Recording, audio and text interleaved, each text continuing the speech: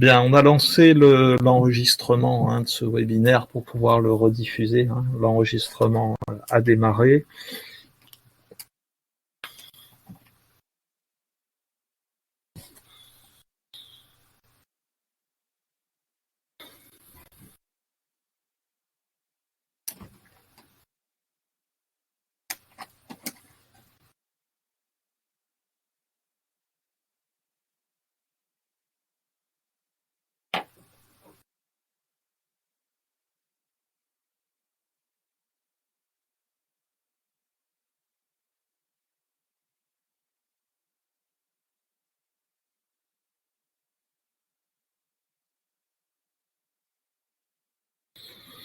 Il est très exactement presque 11h05.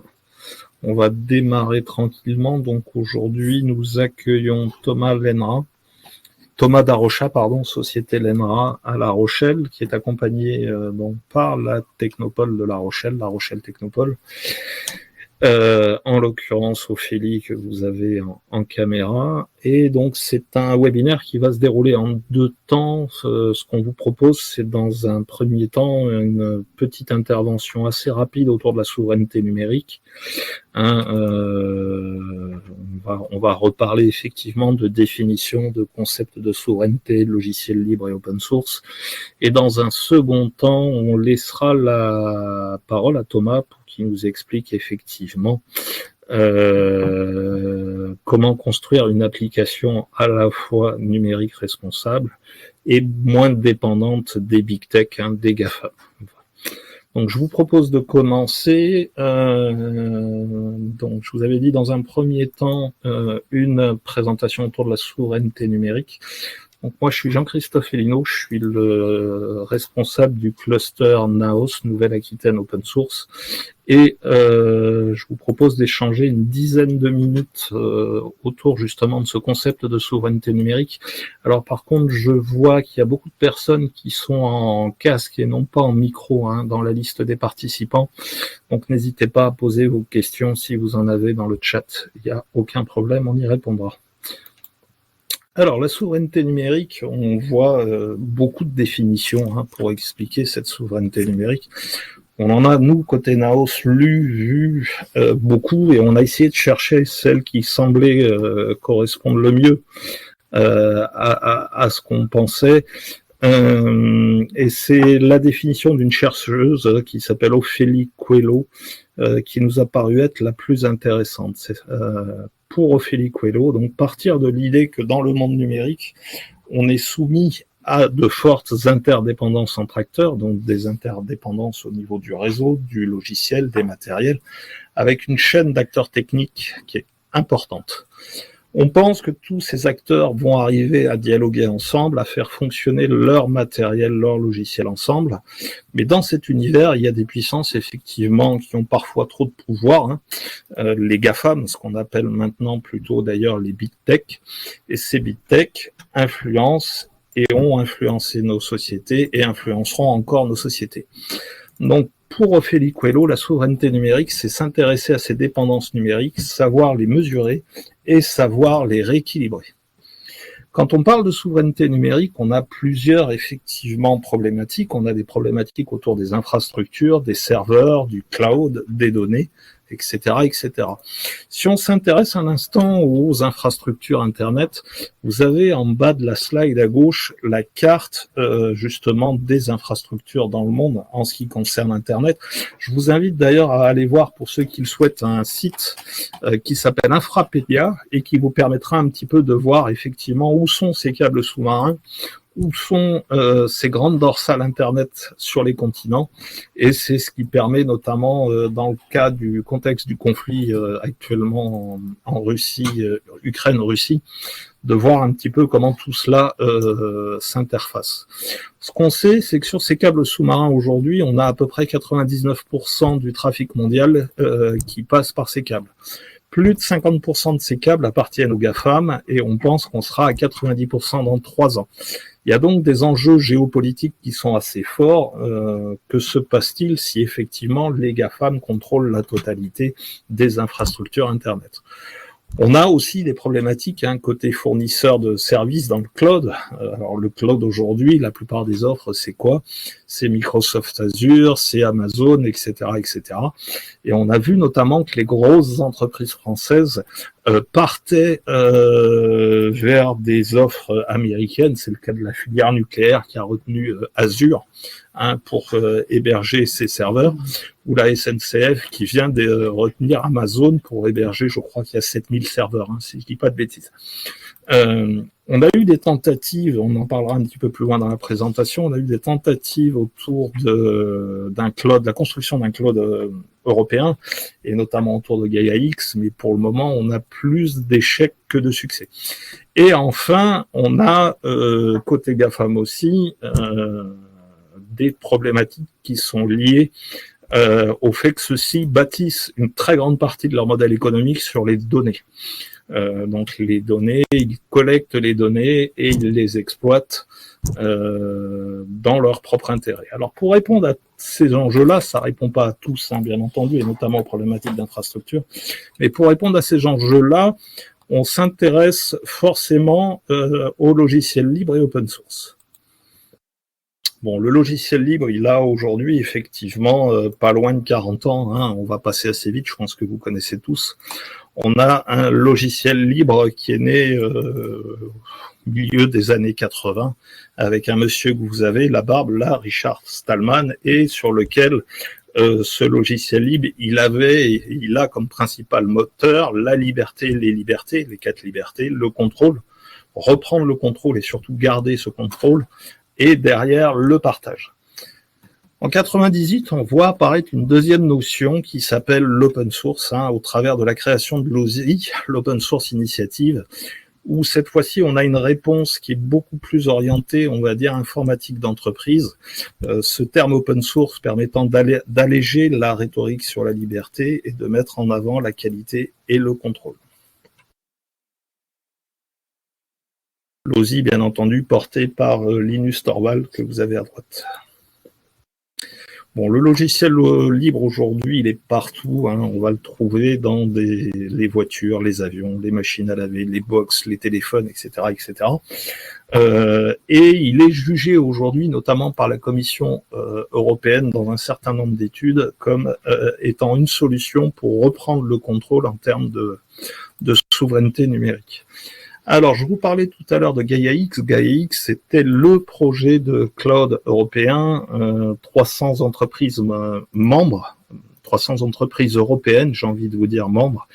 Et parmi ces 300 entreprises européennes, entre guillemets, on trouve Alibaba, Amazon, Google, Huawei, Microsoft, Palantir. Et ces gens-là, effectivement, ont réussi à rentrer dans le projet.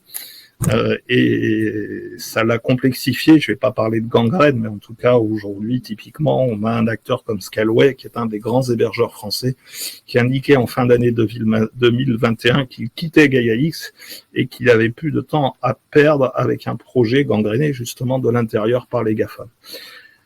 À la suite de Gaia-X, on a vu émerger une initiative qui est une initiative portée par des acteurs libres européens, notamment allemands et français, qui s'appelle Euclidia, et qui reprend effectivement beaucoup plus de valeurs de souveraineté. Je vais vous passer très rapidement les rapports et les études que vous avez à droite. Sachez qu'il y a eu une étude européenne fin 2021, effectivement, qui, comme je vous le disais, proposait de promouvoir l'autonomie numérique et la souveraineté technologique via l'open source. On a le rapport Botorel en France, le rapport Latombe sur la souveraineté numérique et la création de la mission logiciel libre au sein de la DINUM, la direction du numérique. Donc tout cela va plutôt dans le bon sens pour reprendre le contrôle. Côté souveraineté numérique, il y a eu l'année dernière une grosse étude qui a été faite par la filière française à laquelle on a participé, dans lequel effectivement nos entreprises estiment que la souveraineté numérique doit être une priorité pour l'avenir économique de la France et de l'Europe. Et bien entendu, elles estiment aussi que les principes clés de l'open source doivent contribuer à préserver cette souveraineté numérique. Très rapidement, une présentation de Naos, un pôle de compétences régionales en logiciel libre et technologie open source, et on dispose d'un accélérateur qui s'appelle La Banquise, dans lequel on accompagne les porteurs de projets, dans lequel effectivement Thomas et l'ENRA a été accompagné. Thomas, j'en ai fini, je charge ta présentation et tu as la parole. Ok. Voilà, je te passe présentateur. C'est à toi de jouer. Très bien, merci.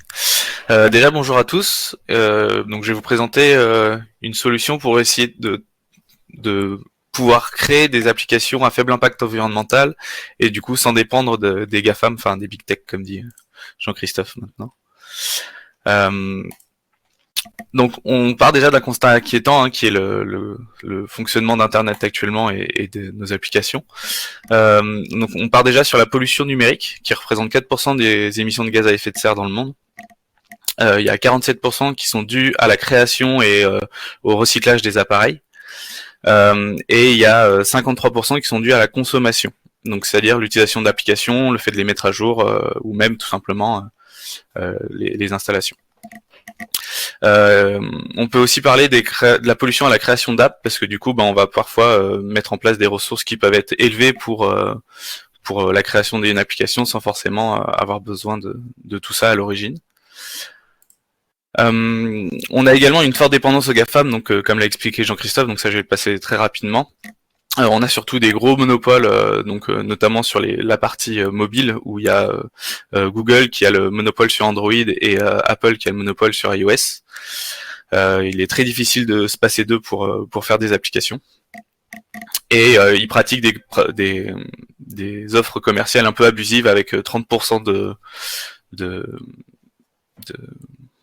de facturation sur ce que prennent les vendeurs d'applications, c'est-à-dire que si vous achetez une application 1 euro, il y a 30 centimes qui vont directement dans la poche de Apple ou de Google. Et bien sûr, tout ça empêche d'avoir un Internet libre et open source comme on pourrait le vouloir pour que ce soit un bien commun. Mais c'est un petit peu empêché par ces grands acteurs. Et bien sûr, oui, comme l'expliquait Jean-Christophe aussi, ces grands acteurs exploitent nos données personnelles, donc tout est gratuit, mais en fait, pas vraiment. C'est juste que c'est vous le produit, donc ils vont exploiter vos données. Donc actuellement, c'est pas simple de se protéger. Les créateurs d'applications n'ont pas non plus un aspect très facile à mettre en place pour gérer la RGPD. C'est quelque chose qui peut être un peu complexe à mettre en place pour une application. Et du coup, au final, les utilisateurs n'ont plus confiance dans ces solutions numériques.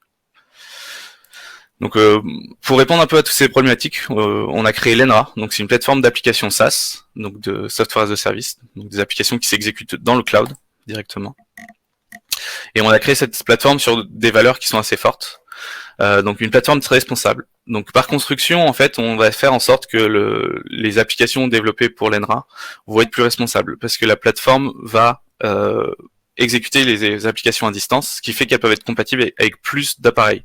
Donc, par exemple, la solution l'ENRA va être compatible avec Android à partir de 4.4, donc qui est une version très ancienne d'Android, mais qui est toujours assez utilisée. Alors que typiquement Slack, en septembre dernier, n'était plus compatible avec des versions d'Android inférieures à 8. Donc ça peut amener le fait de devoir changer son appareil si on sait par exemple pas mettre à jour Android soi-même, ce qui est pas forcément simple à faire. Donc l'ENRA va essayer de contrer ces problématiques-là en offrant la possibilité du coup de rendre son application compatible avec des anciennes versions d'appareils, donc Android 4.4 et même iOS 9, donc qui sont des anciennes versions. On va essayer de facturer les ressources utilisées par l'application, ce qui va inciter les développeurs du coup à optimiser leurs applications pour qu'elles utilisent le moins de ressources possible et du coup qu'elles leur coûtent le moins cher possible. Et nous, bien sûr, toutes nos plateformes, donc même nos sites de présentation ou de documentation, sont optimisés pour peser le moins dans la balance possible de gaz à effet de serre. Donc on crée une solution qui se veut indépendante des GAFAM. Donc notre plateforme sera hébergée chez des hébergeurs français. Donc on est chez OVH principalement, mais on a des backups chez Scaleway. Tout ça, c'est hébergé en France. On va créer un magasin d'applications indépendant du coup du Play Store et de l'Apple Store.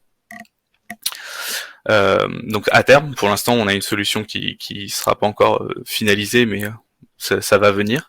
Et surtout, on crée une solution qui est open source, donc qui le sera en tout cas totalement à la sortie finale de la plateforme, qui pour l'instant l'est petit à petit. Donc on est en cours de lancement de la bêta. On devrait la lancer la semaine prochaine si tout va bien, mais ça prend un peu de retard forcément. Et du coup, on commence à mettre en place des aspects du projet en open source. Donc si vous voulez venir voir un peu notre GitHub, n'hésitez pas. Et bien sûr, on souhaite aussi protéger les données des utilisateurs finaux pour qu'ils soient rassurés sur ce qui est fait de leurs données et surtout pour la gestion du consentement et surtout de la sortie des applications. C'est-à-dire s'ils veulent supprimer leurs données d'une application, ils font directement la demande sur l'ENRA et ce sera sorti directement pour toutes les applications qu'ils ont. Et enfin, on souhaite mettre en place d'autres fonctionnalités comme un système de proxy pour avoir un meilleur contrôle sur ce qui est fait réellement des données, par exemple pour savoir quel site internet, par exemple, va aller chercher l'application en elle-même, afin d'être sûr que l'utilisateur ait conscience de ce qui est fait de ces données. Mais ça, c'est pareil, ça viendra dans un second temps. À partir de ces valeurs-là, on souhaite quand même fournir un service intéressant pour les développeurs. Notamment, on va essayer d'accélérer leur création d'applications. Donc ils n'ont pas de gestion de compte à gérer, c'est directement géré par la plateforme. Des outils intégrés au système comme par exemple la base de données ou un framework de développement, ce qui leur permet d'aller directement sur le développement de leur application sans forcément perdre du temps sur l'initialisation du projet. Et bien sûr les applications sont directement compatibles avec tous les systèmes, donc iOS, Android, Windows, macOS, Linux et même le web pour les systèmes qui ne seraient pas compatibles potentiellement, mais normalement c'est compatible tous les systèmes. On va également leur permettre de simplifier leur hébergement, parce qu'actuellement c'est pas forcément simple de savoir chez qui héberger son application, d'avoir le bon prix en fonction du bon nombre d'utilisateurs qu'on va avoir. Donc avec l'ENRA, on va leur fournir un environnement scalable sans limite, mais qui du coup va s'adapter aussi au fait de si l'application n'a aucun utilisateur, elle aura 0 instance de l'application qui tourne. Dès qu'il y a un utilisateur qui se connecte, on va avoir une instance qui va se lancer et ça va scaler en fonction du nombre d'utilisateurs qui est nécessaire pour l'application. On va également leur permettre de simplifier le déploiement avec un simple clic sur un bouton ou voir un guide push à terme.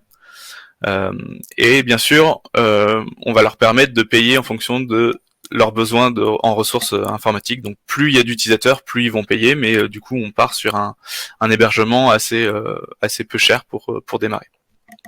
Et bien sûr, l'hébergement est gratuit au démarrage pour avoir le temps de développer et de tester son application auprès de premiers utilisateurs. Et bien sûr, avec tout ça, on va également permettre de préserver les données, comme j'ai expliqué tout à l'heure, notamment contre les attaques malveillantes. Donc, c'est nous qui allons gérer la sécurité de l'infrastructure et du coup libérer un peu ça des créateurs d'applications sur la partie hébergement, en tout cas. Les applications pourront être RGPD by design, c'est-à-dire que de base, elles seront conformes à la norme RGPD, à condition qu'ils construisent bien leur application avec les consignes l'ENRA pour notamment la suppression de comptes ou ce genre de choses. C'est nous qui avons faire les déclenchements, mais eux ont quand même quelque chose à implémenter. Et on va essayer de responsabiliser les utilisateurs sur leurs données pour qu'ils aient un peu conscience de ce qui en est fait.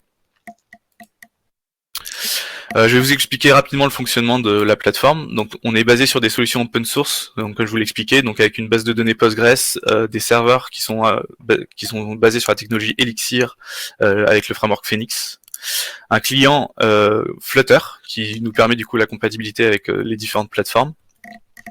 Et le système d'application est basé sur OpenFaaS, qui est une solution qui s'intègre à Kubernetes qu'on a ici pour scaler facilement des conteneurs. Donc on s'est basé sur cette technologie-là pour mettre en place le système l'ENRA et avec une surcouche bien sûr pour la gestion de tout ça. Et du coup, le framework de développement de l'ENRA, qui est un peu spécifique, est centré sur les données, c'est-à-dire qu'on part des données et ensuite on va mettre en place des listeners qui vont modifier cette donnée potentiellement, qui seront déclenchés par l'utilisateur ou des ressources externes, par exemple si on veut faire des appels externes pour modifier une donnée, et des widgets qui vont être l'interface qui s'affiche à l'utilisateur. Donc l'interface va écouter la donnée et quand l'utilisateur fait une action, bah, ça va juste modifier cette donnée et du coup entraîner la modification de l'interface. Et du coup l'utilisateur a une donnée à jour grâce à ça. Je vais montrer un petit exemple d'application, donc ça va être un simple Hello World, hein, mais au moins ça permet de donner un bon exemple. Hop.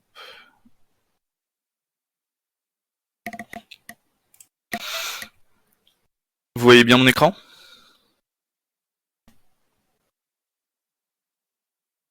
Ok. Alors, du coup, le principe de l'application, donc là c'est une version Node.js, mais ça c'est vrai que je l'ai pas forcément détaillé, mais vu qu'on est basé sur des conteneurs, la plateforme Lenra est compatible avec tous les langages de programmation. L'objectif c'est vraiment d'échanger des données actuellement en JSON ou en données assez normalisées, et du coup l'implémentation de l'application en elle-même est gérée par le développeur comme il le souhaite. Oui, ce sera aussi compatible Ruby, ça y a pas de souci. Il faudra juste qu'on mette en place du coup le template de base pour que ce soit compatible. Mais ça, du coup, on va compter notamment sur la communauté pour nous aider à mettre en place tous ces templates sur les différents langages. Donc il y a deux parties principales. Donc comme je vous expliquais, il y a les listeners qui permettent de modifier la donnée. Donc ici par exemple quand on veut initialiser une donnée avec le initData, ou là par exemple changer une valeur de l'application.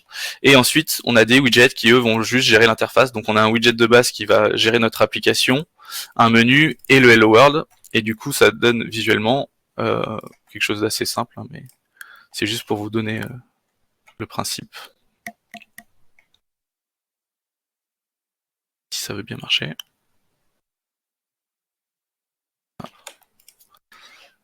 Classique démo, forcément.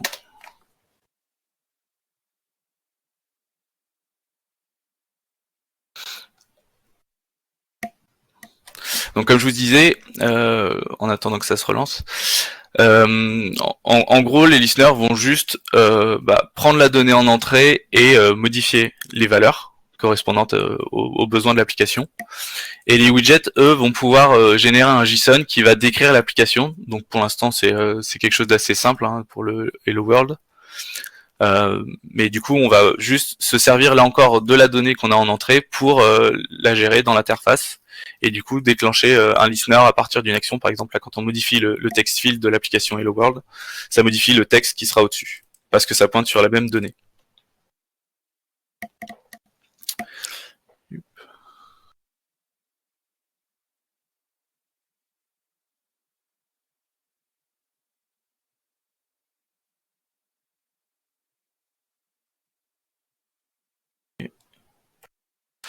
Voilà.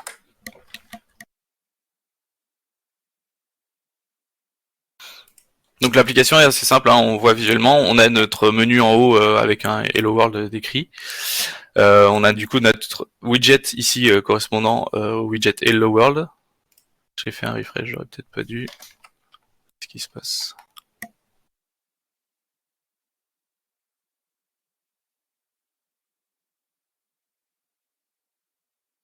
Voilà. Et du coup, si je modifie la valeur par Thomas, ça modifie directement la donnée et du coup, ça va modifier les autres composants qui se servent de cette même donnée. L'intérêt de ce fonctionnement-là, c'est que du coup, typiquement, si on a plusieurs utilisateurs qui pointent sur la même donnée, ces mêmes utilisateurs vont avoir la mise à jour en direct chacun de leur côté.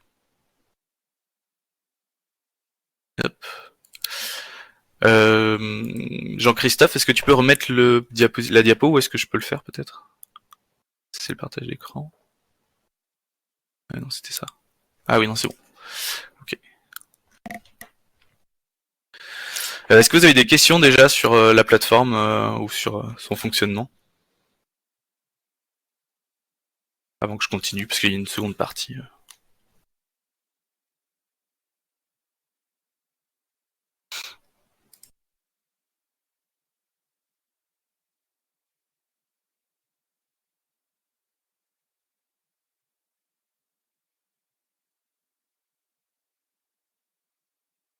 Je vois qu'Arnaud est en train d'écrire.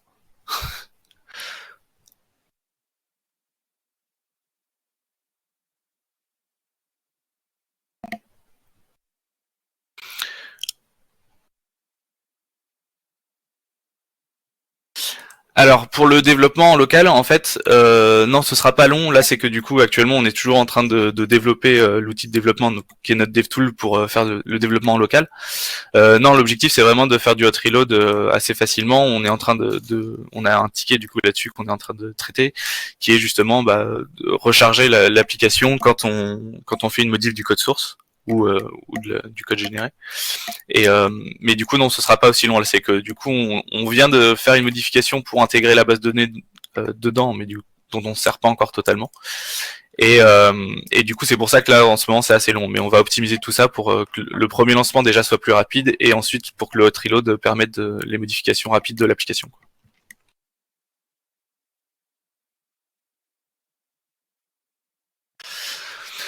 Rapidement, je vais vous présenter notre marché. Donc nous, on s'adresse à tout développeur qui a un projet perso, tout simplement. Si vous avez un petit projet perso, que vous savez pas trop où l'héberger, ou vous n'avez pas envie de vous prendre la tête à mettre en place une base de données complexe pour gérer tout ça, l'ENRA sera totalement adapté pour ça, parce que du coup, vous avez une base de données qui sera assez complète pour faire tout ce que vous voulez, mais qui sera très simple à gérer. Et surtout l'hébergement sera gratuit si vous la gardez pour vous, voire même jusqu'à 5 utilisateurs, et du coup ça vous permettra d'utiliser votre application pour vous-même et du coup sans avoir aucun frais derrière. On s'adresse aussi aux créateurs de startups qui ont besoin de créer leur projet rapidement pour tester leur marché notamment. Et on souhaite après s'intéresser aux grandes entreprises qui pourraient avoir des besoins d'optimisation de leur infrastructure.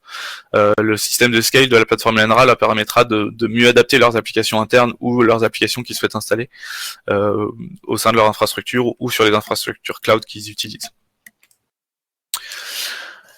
Du coup, notre modèle économique, ça va être sur l'hébergement d'applications. Donc, on souhaite faire payer, pour l'instant, c'est pas totalement définitif, mais on souhaite faire payer 2 € l'hébergement par mois de l'application. Ce qui vous permet d'avoir un certain nombre de ressources de base pour l'utilisation de votre application, donc en termes de CPU et de RAM. Et ensuite, vous allez pouvoir payer plus si votre application commence à avoir beaucoup d'utilisateurs et du coup qui a besoin de scale beaucoup plus votre application. Et du coup, comme je le disais, on va essayer aussi de s'intéresser à l'installation en entreprise pour leur permettre d'optimiser leurs ressources internes. Donc le projet NRA va être open source comme j'ai expliqué tout à l'heure. On est basé que sur des technologies open source, celles que je vous ai présentées tout à l'heure sont toutes en open source et donc peuvent être modifiées par n'importe qui. Même si certaines comme Flutter sont gérées par Google, mais ça reste une technologie qui est en open source et qui du coup est maintenue par la communauté. Google n'a pas la main mise dessus et on peut très bien faire un fork du projet très facilement. Ça nous permet notamment de sécuriser les utilisateurs sur ce qui est fait de leurs données personnelles et bien sûr de créer une communauté pour nous aider à développer la plateforme et du coup à la faire avancer dans le bon sens. On a une roadmap, donc on est actuellement en version alpha avec très peu d'utilisateurs pour avoir des premiers retours sur les bugs potentiels de la plateforme ou sur les limites aussi de la plateforme. On est en train de finaliser du coup un nouveau système de données qu'ont pas encore les utilisateurs en alpha, mais pour pouvoir lancer la version bêta qu'on espère lancer la semaine prochaine, en tout cas ce sera d'ici la fin du mois. Donc si vous souhaitez vous inscrire, vous pouvez directement aller sur la plateforme dev.lenra.io ou aller sur le site de présentation lenra.io directement et vous aurez un lien pour pouvoir tester la bêta. Il suffit de vous inscrire et ensuite vous pourrez recevoir un code d'inscription pour participer à la bêta plus tard. Donc on souhaite sortir la version 1.0 au second semestre de cette année, qui sera la première version commercialisable de la plateforme, une fois que la bêta sera finie et que du coup on aura une plateforme assez stable et fonctionnelle pour que tout fonctionne bien dessus et gérer un grand nombre de clients. On va ensuite s'intéresser à la section grand compte, notamment auprès des entreprises nordaises chez qui on peut travailler déjà.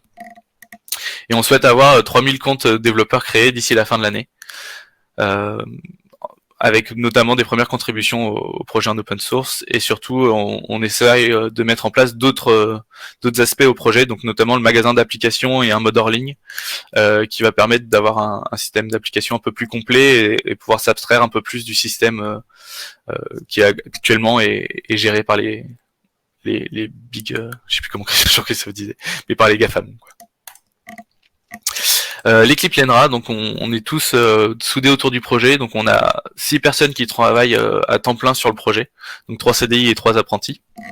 On a 2 personnes qui font le marketing, la communication et la gestion de l'entreprise. Big Tech, merci Jean-Christophe.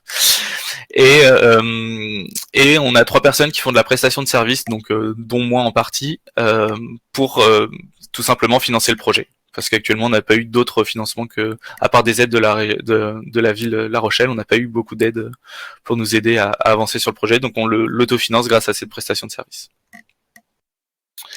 Voilà. Est-ce que vous avez des questions, des remarques? N'hésitez pas à échanger avec moi, avec nous même. Merci beaucoup Thomas. Est-ce qu'on a des questions?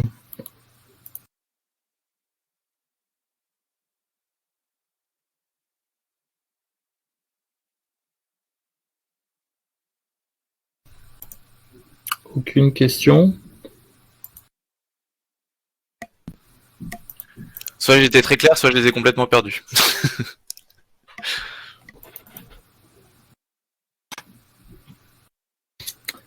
On va attendre Sylvain.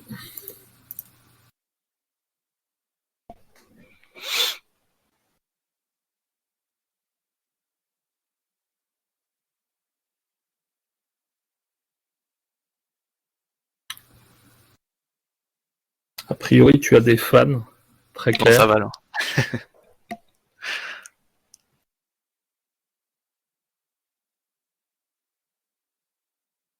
Jean-Paul, peut-être une intervention? Non, mais c'est clair. Après, moi, dans ce genre de projet, toujours le problématique de l'ambition de 3000 développeurs, comment... C'est pas évident, quoi. Non.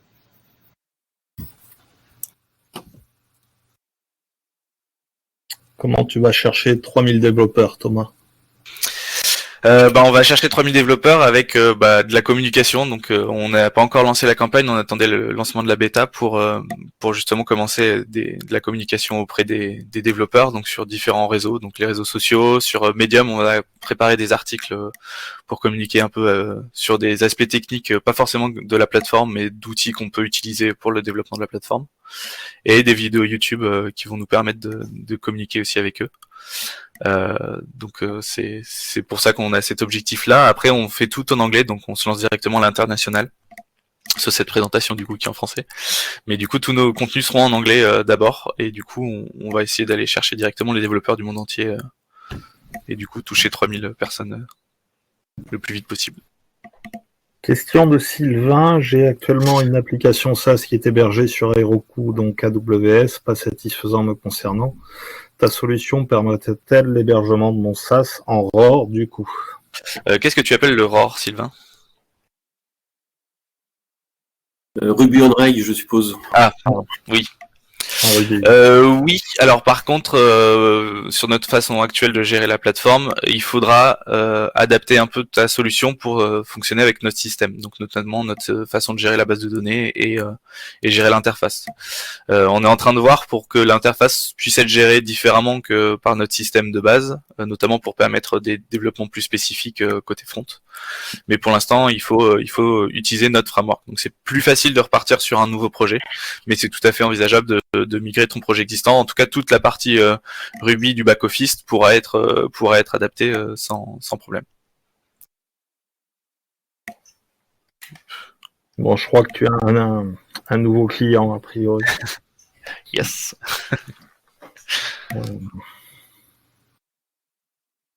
Y a-t-il d'autres questions? Ouais, j'ai une petite question si vous m'entendez bien. Ouais. Je sais pas. Ouais.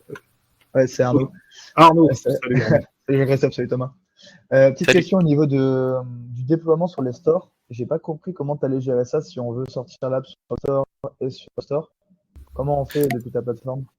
Alors justement, pour l'instant, la plateforme ne souhaite pas passer par les stores actuels, notamment à cause des problématiques d'Apple qui a ses règles qui permettent pas forcément d'avoir une app qui passe sur les stores si elle n'est pas gérée directement par certains systèmes propres à Apple. Donc ça peut que nos apps ne passent pas directement par les stores, mais l'application Lenra, elle, pourra passer et sera utilisable sur les applications directement, et l'application que tu vas développer sera accessible via l'application Lenra, en fait. C'est pour ça que du coup je disais qu'on souhaite ouvrir dans un second temps, enfin on est en train de le préparer actuellement là, mais ce sera fait pour la bêta. On souhaite ouvrir du coup la possibilité d'avoir un autre client et du coup de faire en sorte que ton application puisse passer par les stores derrière. Mais du coup ce serait toujours repassé par une solution propre aux GAFAM. Là ce qu'on souhaite faire, c'est du coup notamment passer par un store alternatif qui serait le nôtre pour utiliser des applications.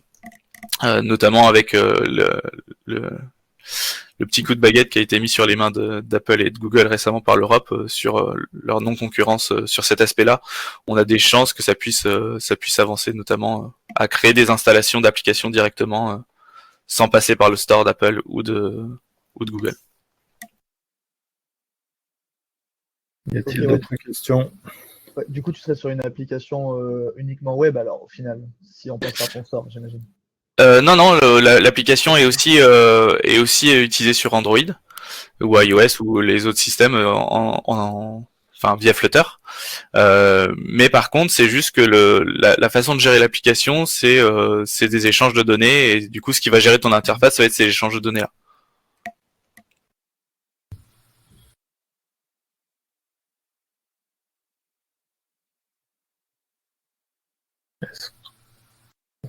Ah, tu as un deuxième client potentiel, à mon avis.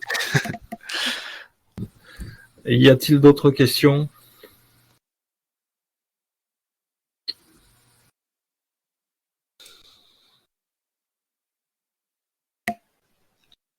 Non, Arnaud?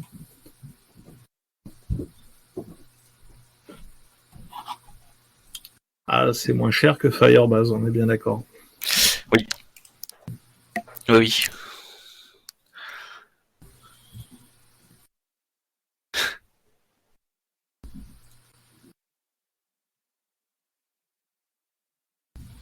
Voilà. Je vois deux. Aliénor, ok. Impeccable. Et Angélica qui est en train d'écrire.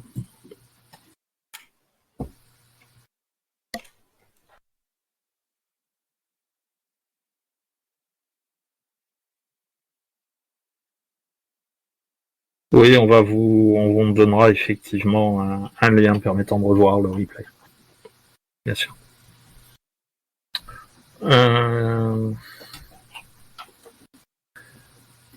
Est-ce qu'on a d'autres questions?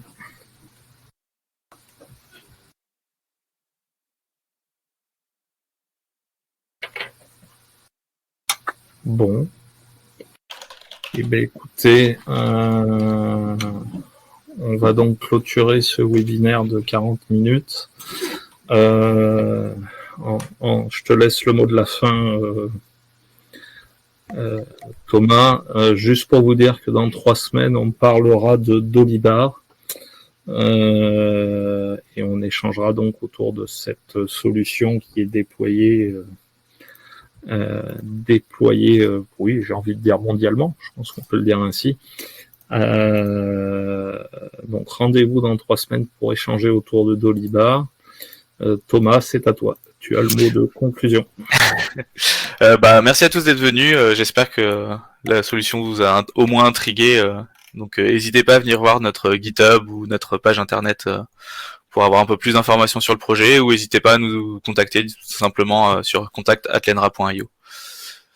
Voilà. Super, merci. Juste avant de terminer, Simon, je suis intéressé pour qu'on échange.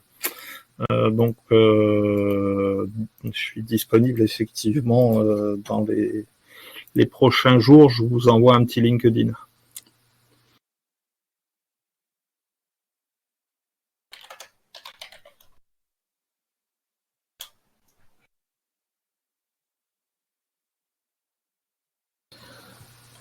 Merci à tous, très bonne journée et donc à très bientôt.